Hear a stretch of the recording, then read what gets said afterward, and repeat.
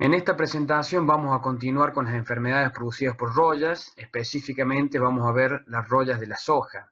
Es un ejemplo típico de una rolla microcíclica obligada, es decir, que las únicas estructuras que vamos a encontrar van a ser los ureosoros y los teleutosoros, y fundamentalmente los ureosoros, puesto que prácticamente no se observan teleutosporas. Pertenece a la familia Phacopsoraceae, dentro de ella al género Phacopsora, y hacemos referencia a rollas en plural porque justamente puede haber dos organismos involucrados. Por un lado tenemos a Phacopsora pachyrici, que también es conocida como la rolla asiática de la soja, aludiendo al lugar donde se identificó por primera vez, y en menor medida encontramos a Phacopsora meboimier, sinónimo rolla americano, rolla del Nuevo Mundo, porque apareció, se identificó por primera vez en el continente americano y en el Caribe. Ambas especies son muy similares, tienen estructuras morfológicas muy parecidas, causan los mismos síntomas. Hay una pequeña diferencia en cuanto a las teleutosporas, pero son de muy rara aparición, con lo cual la principal diferencia entre una especie y la otra es la intensidad con la que producen los daños. Es decir, Phacopsora pachyrici es la que vamos a continuar de ahora en adelante, es la famosa rolla asiática, y ha llegado a producir pérdidas de hasta un 80% en el cultivo de soja. Bien, la primera vez que se identificó en Sudamérica fue en Paraguay en el 2001. En ese mismo año las pérdidas promedios superaban al 60% en el cultivo de soja. En el mismo año apareció también en Brasil hacia finales de ciclo, y al año siguiente, es decir, en la campaña 2001-2002, ya llegó a Argentina, al norte de Argentina, entrando por la zona más húmeda, por Misiones y Corrientes. En el 2005 tuvimos la presencia de rolla asiática ya en nuestra provincia. En cuanto a los síntomas, vale aclarar que debemos buscarlos principalmente o inicialmente en la canopia, en la parte superior de la planta, y una vez que se instala se ve en la parte media o inferior de la planta. Afecta fundamentalmente a hojas, pero también podemos verlo en cualquier otra parte aérea de la planta, es decir, en peciolos, en las vainas, en los tallos.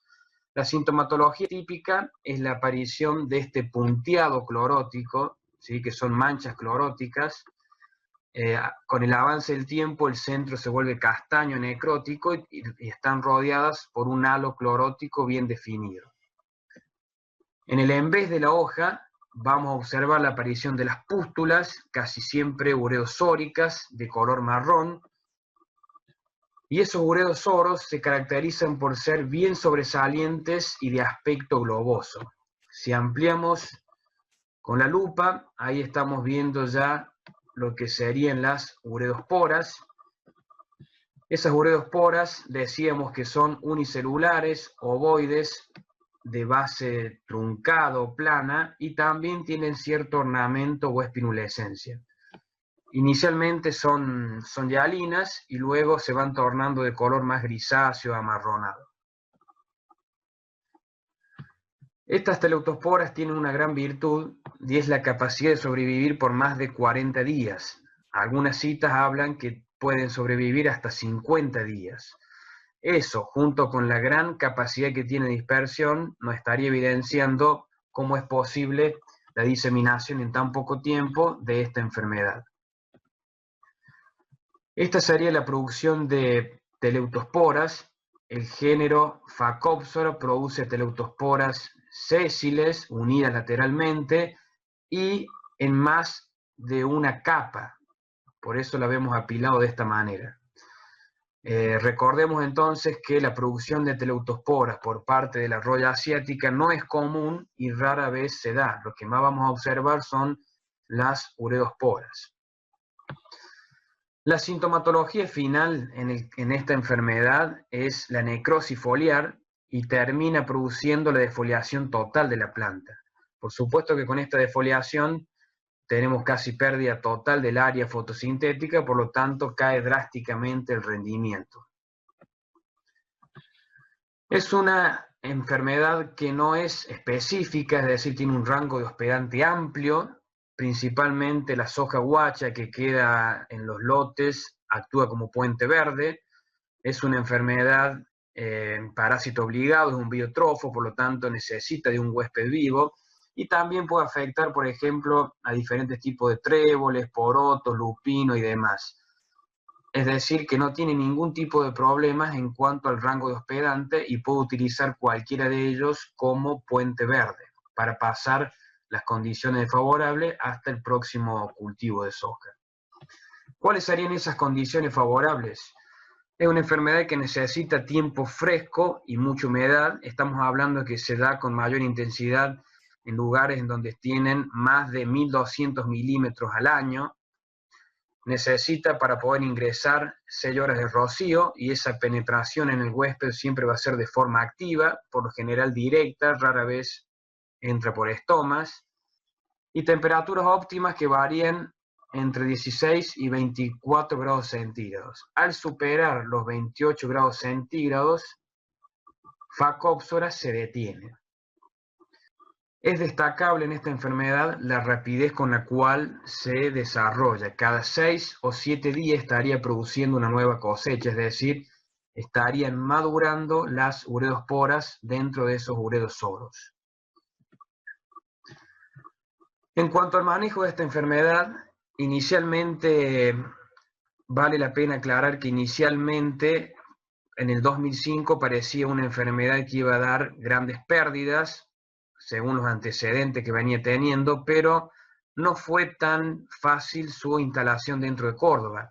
Se sospecha que principalmente es por la falta de precipitaciones.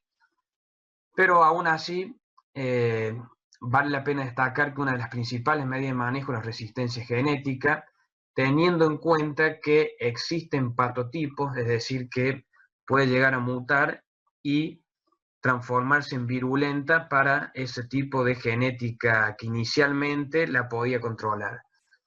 Las siembras tempranas y la variedad de corto ciclo es una medida de manejo cultural a tener en cuenta, puesto que esta enfermedad se da principalmente hacia finales del ciclo, en marzo, cuando bajan las temperaturas y aumenta la humedad relativa, y con estas dos medidas estaríamos escapando a esa condición.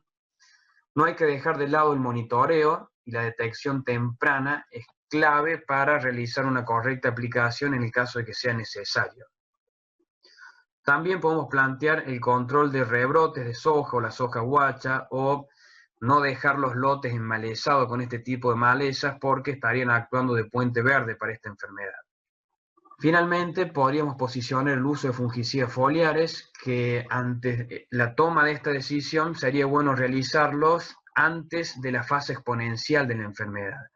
Fase que, como mencionamos hace unos instantes, en Córdoba no se viene dando, pero aún así hay que tener presente que es una enfermedad que está y que en algún momento podría empezar a crecer, con lo cual hay que continuar los monitoreos correspondientes.